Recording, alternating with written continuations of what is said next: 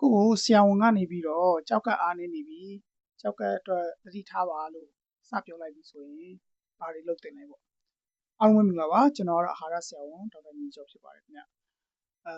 ပထမဆုံးအနေနဲ့ကျွန်တော်တို့ဆရာဝန်တယောက်ကနေပြီးတော့ကြောက်ကပြက်နေပြီကြောက်ကအားနေနေပြီအဲ့တော့အစားတောက်ဆင်နေမှာလို့ပြောတဲ့ချိန်ကျရင်ပထမဆုံးကိုယ့်ရဲ့မိဖို့ကြောင့်မှရှိတယ်ဟင်းခတ်အမွှေးကြိုင်တွေကိုအရင်ဆုံးပြောင်းလဲဖို့ကျွန်တော်ကတော့အကြံပေးပါတယ်။ဘာကြောင့်လဲဆိုတော့အဓိကကြောက်ကအားနေနေပြီဆိုကျွန်တော်တို့စားကိုတက်နိုင်မှလျှော့အောင်အချိုမုံတွေအသားမုံတွေစားတွေစတွေကျွန်တော်တက်နိုင်မှလျှော့ဖို့လိုလာပြီပေါ့။အဲ့တော့ဒါကိုလျှော့ဖို့အတွက်ကကြတော့ဘာကိုစဉ်းစားရမလဲဆိုရင်အရေးကြီးဆုံးချက်ကဟင်းတွေချက်တဲ့နေရာမှာကျွန်တော်တို့ကစားမထည့်မိအောင်ဘာတွေထည့်မလဲဆိုတော့ spice တွေကျွန်တော်တို့ထည့်မယ်ဟင်းခတ်အမွှေးကြိုင်တွေထည့်မယ်အဲ့တော့ masala တွေ